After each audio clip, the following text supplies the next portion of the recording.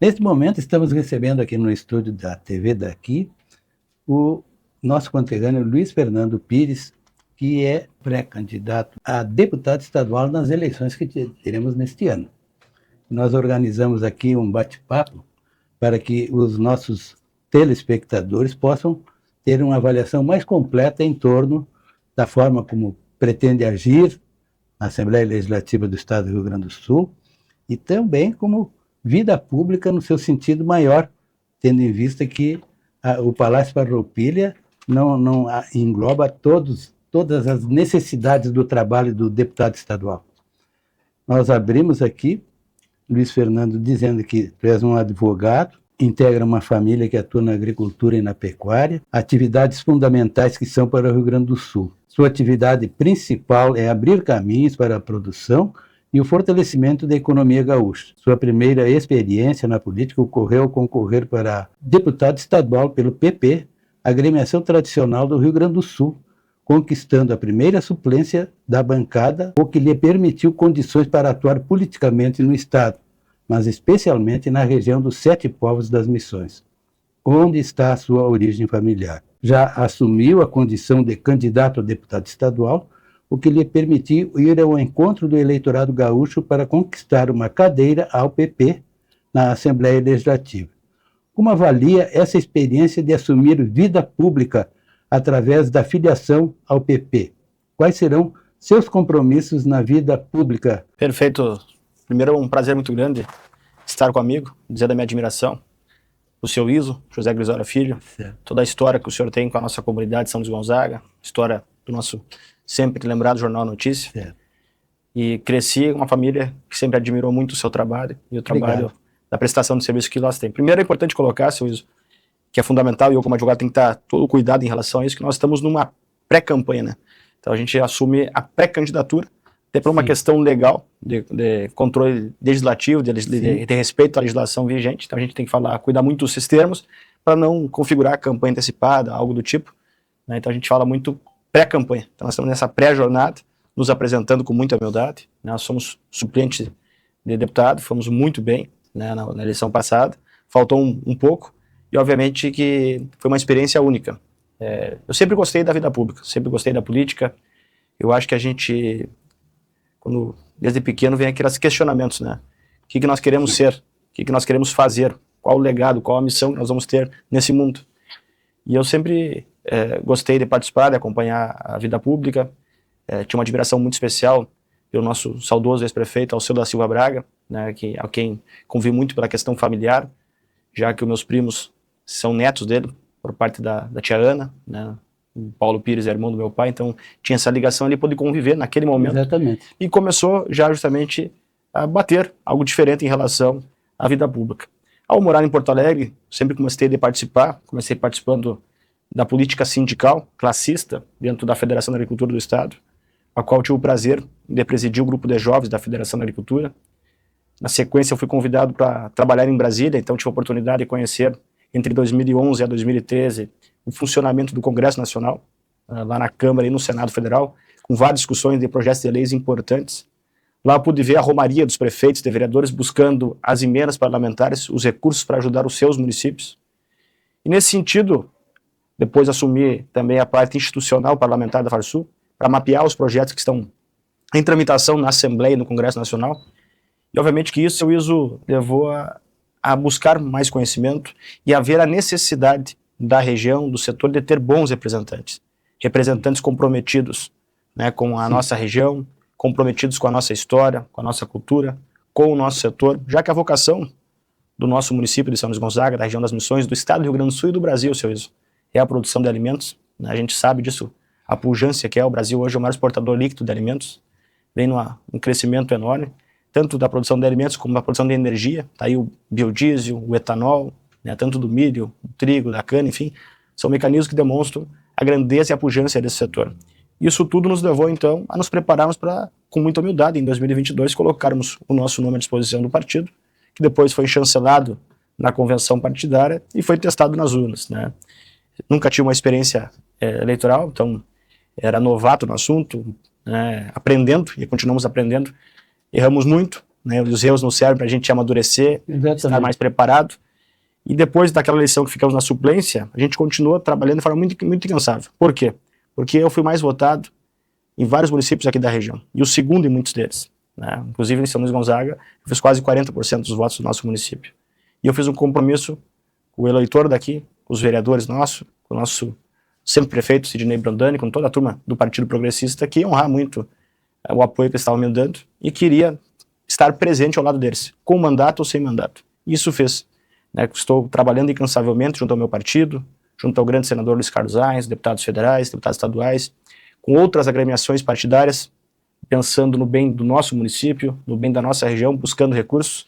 E só esse ano, seu ISO de 2025, por exemplo, nós conseguimos trazer para a região das Missões mais de 10 milhões de reais, em parceria com o senador Luiz Carlos Reis, principalmente com o deputado federal Pedro Westphalen, com o deputado federal Afonso Ram, com o deputado federal Kovács Filho, com deputados de outras agremiações partidárias, com o próprio senador Mourão, com o deputado Marcel Van Hatten, com o deputado Lucas Edecker, ou seja, parlamentares que estão muito além da questão partidária, compram a importância daqueles recursos para um setor específico, para uma região, para uma demanda de uma comunidade, e fazem justamente aquilo que a política tem que fazer, que é servir as pessoas, servir a comunidade.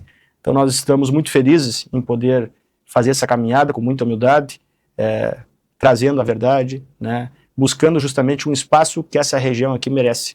Aliás, o senhor tem muito mais experiência que eu e sabe que há muito tempo, né, essa região das Missões não tem um autêntico representante, um parlamentar. Acho que o último foi o seu Jauri Oliveira, né, aqui do São Luís Gonzaga, da nossa micro-região, e a região das Missões também carece de mais representantes. E é nesse sentido que nós estamos trabalhando. Eu escolhi o Partido Progressista porque me identifico muito, seu Iso, justamente com as bandeiras que lá estão, né, com a defesa da família, com a defesa da liberdade, no sentido amplo da palavra. Esse é um assunto importante, nós estamos aqui num canal de TV, né, e nós trabalhamos muito pela liberdade de imprensa, liberdade de expressão, né, a liberdade de poder ir e vir. Isso está hoje, de certa forma, sendo questionado em discussões, inclusive, dentro do cenário do Supremo Tribunal Federal, né, e dentro do Congresso Nacional, quando querem regular, por exemplo, as mídias sociais. É um tema importante e cabe a nós, como pré-candidatos, a discutir esses temas que estão entre o debate nacional para efetivamente ser uma voz também na defesa dessas liberdades. Bem como, né, seu Wilson? Sim. O senhor muito bem colocou a questão do direito à propriedade, já que eu defendo o setor rural, isso é muito importante, a livre iniciativa de quem quer trabalhar e produzir, e obviamente que a gente está com essas bandeiras elencadas dentro da agremiação do Partido Progressista, e é nesse sentido um partido que tem história, tem lado, tem posição, tem excelentes gestores ao longo de toda a vida do partido, e obviamente que nós estamos nos colocando para somar, no sentido de fazer o bem às pessoas. Eu fico pensando, Luiz Fernando, sobre a eleição deste ano, uma característica assim diferenciada de outras eleições, pelo fato de terem surgido novos partidos políticos que têm uma mensagem doutrinária, um compromisso perante o eleitor muito parecido um do outro. E não teria grande problema para uma eleição que não seja para parlamento, seja para uma área maior, não tem problema. Somam os dois e vai. Agora, quando são partidos diferentes, às vezes um partido pode prejudicar o outro, embora tenham a mesma causa para defender. Eu observo isso ocorrendo, que o surgimento de novos partidos políticos aumenta a disputa por eleitores, especialmente em partidos com perfil ideológico com semelhanças. É o caso do PP, do Republicanos, do Partido Liberal, PL, e outras agremiações partidárias podem reduzir o potencial eleitoral de todos esses partidos. Eu diria que está escrito aqui partidos políticos, seria dos candidatos que está competindo com outro candidato que pensa quase igual a si mesmo. Então, vocês já imaginaram algum problema nessa ordem aí? Na verdade, a gente que defende, né, seu Iso, a democracia e o pluripartidarismo, a gente sabe que diferenças e até nos seus próprios grupos são naturais. No nosso partido mesmo existem hoje posições diferentes sobre o cenário estadual, por exemplo, entre outros temas lá, e fazem parte de um contexto onde um partido com 164 prefeitos, né, 136 vice-prefeitos, mais de 1.200 vereadores, por exemplo, tem as suas diferenças internas. Isso, no meu entendimento, só engrandece o partido. Acontece que a legislação mesmo impôs hoje limites de candidatos por partido. Né? Por exemplo, aqui em São Luís Gonzaga, o progressista só poderia ter 14 candidatos a vereadores. E como um partido é muito grande, eles têm dificuldade de ter apenas 14 candidatos. Tem que retirar uns. Aquele que tem o sonho de concorrer, se ele acaba sendo, vamos usar um termo aqui que eu não gostaria de falar, mas rifado, digamos, daquela lista que foi elencada ali, ele acaba procurando uma outra agremiação. Mas ele não deixou de se identificar com aqueles ideais, aqueles valores daquele partido. Então ele acaba montando um partido com pensamento semelhante. E esses partidos, como é o caso, o senhor citou aqui o Progressista, o Partido Liberal, o PL, o próprio Novo, os Republicanos, de certa forma eles tendem, né, se não a ocorrer no primeiro turno, mas no segundo turno se identificarem, se somarem, né, no sentido de uma coligação ou de apoio mesmo no eventual segundo turno, por exemplo. Por quê? Porque esses valores e os seus ideais estão, sim, naqueles que estão representando esse partido. Então, faz parte do contexto atual, obviamente que para o eleitor fica confuso muitas vezes, né, porque as bandeiras e os ideais são semelhantes, mas eu acredito que muitas vezes também o eleitor ele vai muito mais pela pessoa do que o próprio partido. São poucos, isso de certa forma é ruim, né? Sim. Nos Estados Unidos todo mundo se identifica muito mais com republicanos e democratas, né? São os dois grandes. Depois tem obviamente os partidos menores, as candidaturas individuais lá que acontecem, que podem pela legislação deles, né, ocorrer, mas nós aqui pela enorme gama de partidos políticos, muitos eleitores acabam se identificando muito mais com a questão pessoal do candidato, ou seja, com os valores e que se identificando com aquilo que ele está falando, aquilo que ele representa de fato, do que efetivamente buscando a sigla partidária. Eu observei isso aí como uma novidade na eleição deste ano, né? Porque eu militei muito tempo na política, acompanho, e percebi que isso poderia ser um problema durante a eleição, né? Porque, além de serem partidos muito, muito semelhantes, são tudo amigos. É verdade, é verdade. E eu vejo, inclusive, a questão do candidato do partido do PP para governador do estado, né, tem uma disputa com um candidato do Partido Liberal, que é o Zucco, né? Qual é o do PP? Na verdade, seu Iso, o Partido Progressista está discutindo internamente. Inclusive, o presidente do partido, o deputado Kovács Filho, está para agendar, ou para janeiro ou fevereiro, e chamar todo o diretório do partido para discutir. Hoje, existem 2 pré-candidatos a governador do estado do nosso partido, que é o deputado federal Kovács Filho, presidente da nossa agremiação, e o secretário, ex-secretário, que agora ele renunciou ao cargo de secretário para poder tocar e focar esse projeto, que é o deputado estadual Hernani Polo, que era secretário de Desenvolvimento Econômico do estado do Rio Grande do Sul, aliás, fez um grande trabalho como secretário. Exatamente. São 2 excelentes parlamentares, bem posicionados, cada um com a sua história, a sua vivência, e eles estão colocando justamente os nomes deles à disposição do partido para representar o partido. E nesse contexto todo do partido hoje existe a possibilidade de candidatura própria dentro do partido, como existe a possibilidade de um apoio ao candidato, ao pré-candidato, né, ao governo do estado, do PL, o deputado federal Tenente Coronel Zucco, e tem aqueles que também defendem, inclusive, uma coligação com a base do governo, que hoje tem como pré-candidato o vice-governador Gabriel Souza, do MDB. Ou seja, como eu disse para o senhor, um partido muito grande, como é o Progressista, é natural que ocorra essas divergências de pensamento, né, e obviamente que vence a maioria. Então, obviamente que quando se reunir o diretório para discutir o tema, vai se chegar a um consenso, e eu tenho certeza que dessa discussão o partido vai tomar a melhor decisão, e essa decisão vai ser aquela que nós vamos focar, então, em 2026 agora, justamente para as eleições estaduais.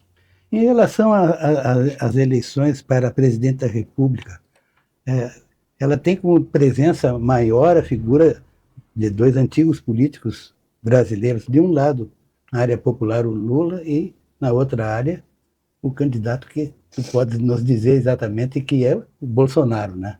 E tu acha que devemos permanecer nessas opções que temos hoje, apesar de Bolsonaro estar com um problema legal para poder concorrer agora, mas ele tem os filhos que podem representá-lo. Como é que tu vê esse caso? existe a possibilidade de abrir um leque para que haja mais oportunidade de escolha, ou ficará nessas escolhas mínimas? Na verdade, está sendo muito Dos discutido. dois lados, não é de um Claro. lado.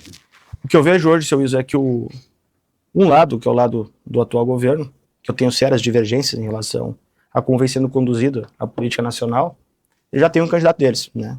É o atual presidente da República. E do outro lado, nós temos ainda, estudando o melhor candidato, hoje nós temos o Flávio Bolsonaro, filho do ex-presidente Jair Bolsonaro, como um pré-candidato.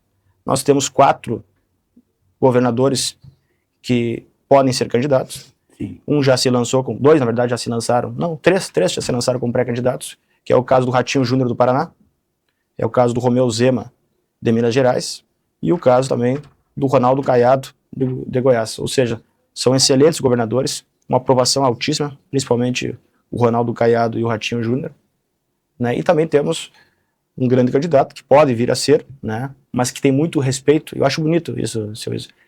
Gratidão e lealdade. São valores que na política a gente tem que carregar cada vez mais raros, Exato. que é justamente o governador de São Paulo, né? Tarcísio. O Tarcísio de Freitas, que foi ministro dos transportes do governo Bolsonaro, foi conduzido através do Bolsonaro para concorrer e ganhou a eleição no estado de São Paulo, vem fazendo um grande trabalho, foi um grande ministro, é um grande governador hoje, que também é um nome discutido, né?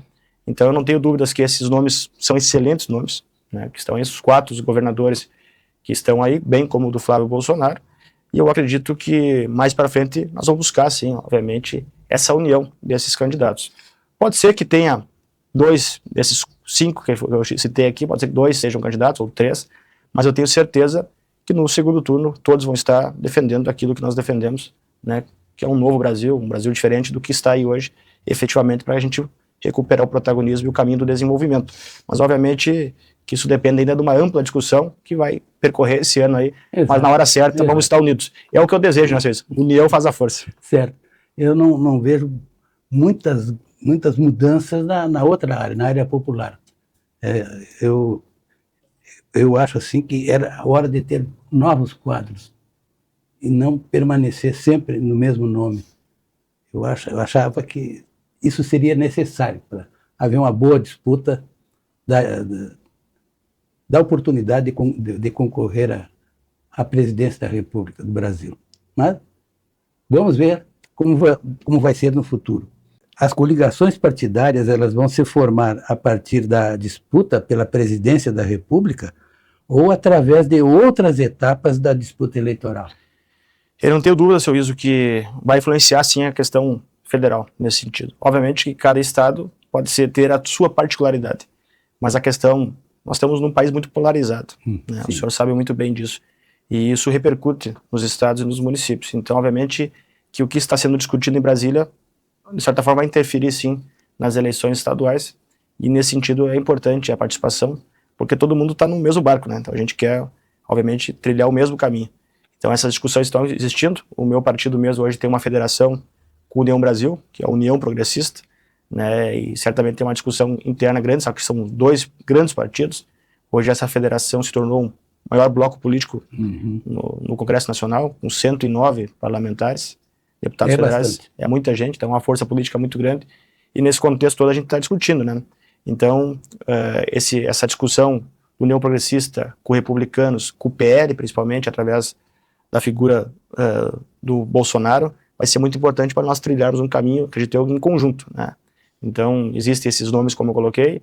Hoje o presidente Bolsonaro indicou o seu filho Flávio, é legítimo, né? Ele querer continuar o seu legado, já que ele está impedido de concorrer com alguém da família.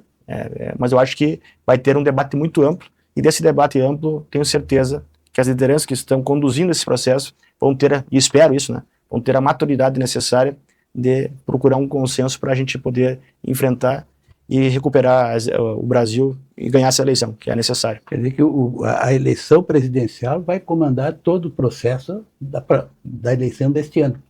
Acredito eu que vai ter, não todo o processo, mas vai ter forte influência, sim, porque em estados, né, como o nosso do Rio Grande do Sul, onde nós temos uma ligação muito forte, identificado entre setores aí, caso houvesse divergência em relação à condução nacional, poderia sim repercutir mal nas bases, né? Até porque a gente sabe que o nosso povo tem lado, né? Ele sabe exatamente o que ele quer. Então, se ocorresse algo lá em cima diferente daquilo aqui, poderia dar um certo melindre e com isso prejudicar e muito, inclusive, a questão regional. Então, nesse sentido, a gente espera que essa condução em Brasília seja feita da melhor forma possível. Essa questão do clima, nós estamos vivendo um momento de mudanças no clima que está preocupando a todos. O senhor, como político, está percebendo essa mudança que pode ser muito perigosa se não houverem medidas que controlem essa situação? Sabe, seu Iso, que eu me criei, né, o senhor muito bem colocou na introdução, no meio rural, né? E como produtor que sou, e uma família que meus avós já eram pecuaristas, meu pai vai fazer esse ano, seu Iso, 50 anos que ele planta em São Luís Gonzaga. Então, e eu cresci vendo ele olhando para cima e sempre sofrendo justamente com as intempéries climáticas.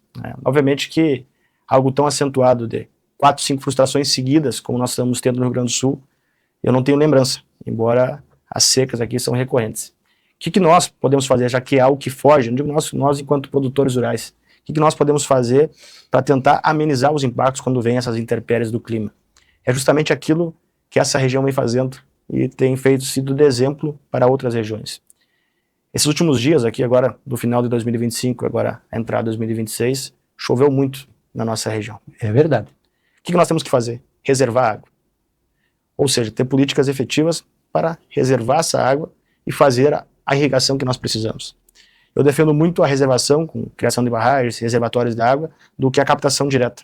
Porque essa água que vai para o mar, ela fica para nós aqui. A captação direta, naquele momento de escassez, pode ser um problema para todos. Mas agora, quando tu faz um incentivo à reservação de água, à busca de água do subsolo, tu está buscando essa água justamente que está sendo, vai para o subsolo ou que está indo para o mar. E é esse o trabalho que nós estamos fazendo. Então, essa região das Missões aqui, ela está sendo exemplo para o estado do Rio Grande do Sul porque é uma região que sofre ao longo da sua história e que está, assim, num diferencial do aumento da área irrigada.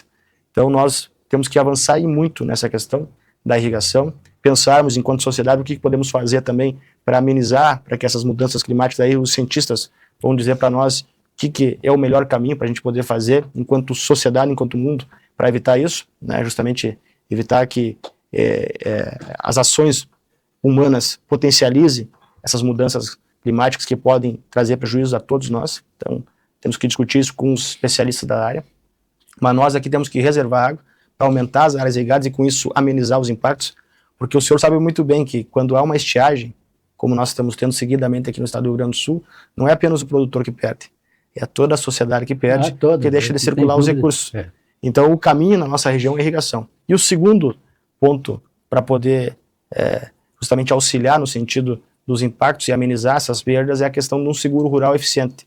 Mas, infelizmente, seu Iso, nós estamos ainda muito aquém daquilo que o setor precisa. Não só o agronegócio, mas todos os setores produtivos do Brasil. Porque não existe uma política a longo prazo, de Estado, não de governo. É verdade. Nós temos a cada 4 anos, quando tem eleição, uma mudança de governo e apenas políticas paliativas para, digamos, apagar o incêndio. Se nós tivéssemos uma política de Estado a médio e longo prazo, que entra governo e sai governo, se continua com a seriedade que se precisa nesse assunto, certamente nós teríamos muito menos dificuldade para enfrentar esses problemas que são recorrentes e históricos nossos. O senhor sabe muito bem, tem uma experiência. Há quantos anos o senhor vinha cobrindo essa questão da estiagem, das perdas, né, o que o município deixou de perder? O estado do Rio Grande do Sul, para você ter uma ideia, isso é importante para quem está nos acompanhando saber, nos últimos 5 anos, pegando só as 4 principais culturas, arroz, milho, soja e trigo, sem pegar a pecuária de corte, pecuária bovina e as demais. E uma área importantíssima, tradicionalmente, do Rio Grande do Sul. Exatamente. Nós perdemos mais de 50 milhões de toneladas de grãos. Isso representa mais ou menos quase 400 bilhões de reais. Ou seja, mais de meio PIB do estado do Rio Grande do Sul se perdeu em virtude das frustrações de safras. Então, por isso, se nós queremos pensar em mais investimentos para a saúde, mais investimentos na educação, melhorias na infraestrutura, que vai ser bom para todos, nós temos que pensar, sim, naquilo que é a vocação nossa, que é a produção de alimentos, a produção de riqueza dentro do nosso estado. E para isso, um caminho importante é uma política concreta e robusta para a reservação de água e o aumento da área irrigada. Somente assim nós vamos ter mais tranquilidade e não vai ser tão volátil a produção gaúcha, que diferentemente dos outros estados, que o clima é mais estável, ao menos sabe quando chove, quando para de chover, nós aqui fica esse eletrocardiograma, né, seu Luiz? Exato. As vertentes podem ser recuperadas, deputado? Sem dúvida alguma. E existe hoje, isso é importante colocar, nós temos uma das legislações ambientais mais restritivas do mundo, né? E dentre elas está o conceito de área de preservação permanente, as APPs, como são conhecidas, que é justamente o entorno das nascentes e as matas ciliares, que são as beiras de rios, bem como os topos de morro, né? Então o produtor hoje tem que respeitar as nascentes, ou seja, não produzir no entorno dela, tem que deixar no diâmetro dela ali de 30 a 50 metros de proteção, né? Bem como as matas ciliares, para respeitar justamente o córrego dos rios que lá estão. Então tudo isso já está na legislação e foi hoje não, agora na COP, em Belém, COP30 em Belém do Pará, justamente referendado não pela Federação da Agricultura, mas pela própria Embrapa Territorial, que deixou muito claro que mais de 66% do território nacional é coberto por vegetação nativa, ou seja, matas ou campos nativos, né? E desse percentual, seu Iso, que é mais importante, 29% estão dentro das áreas rurais privadas. Portanto, o Código Florestal assim determina respeito às APPs, o respeito à reserva legal, e nós temos sim que respeitar tudo isso que está na legislação, e por isso que a questão das nascentes é um caminho importante, e a lei diz que nós temos que proteger, e o produtor assim está fazendo. O que representa a região missioneira como o cenário dos 400 anos de potencialidades da região. Como vê as possibilidades e as condições históricas da nossa região. É fantástico, é algo desafiador. Nós temos, na verdade, um momento único, que é justamente 2026 ser o ano dos 400 anos das missões. Nós que temos tanto orgulho de sermos gaúchos, temos que ter a ciência e a certeza de que é aqui que o Rio Grande começa de fato. Então nós temos uma oportunidade única e ímpar de efetivamente mostrar para o Rio Grande e para o Brasil, e por que não dizer para o mundo, justamente o que nós temos aqui ao longo desses 400 anos. Nós temos história, temos cultura, temos tradição, temos uma pujança na questão do agronegócio como um todo, e temos gente qualificada, gente capacitada, seu Iso. E por isso que nós temos que explorar da melhor forma que tem esse momento, contando a história, revivendo justamente o que foi a experiência de ter tido os 7 povos das missões aqui na nossa região, uma história tão rica, tão bonita, né, de espiritualidade, de trabalho coletivo, né, de desenvolvimento, né. Nós temos hoje justamente ainda muito da questão da veia artística, tanto na questão da música missioneira, que é uma música diferenciada por si só. Nós temos os 4 troncos missioneiros para contar, e reconhecidos pelo Brasil todo, mas nós também temos justamente novos artistas que estão surgindo, artistas consagrados já, e obviamente que esse momento, de 2026, é um momento único.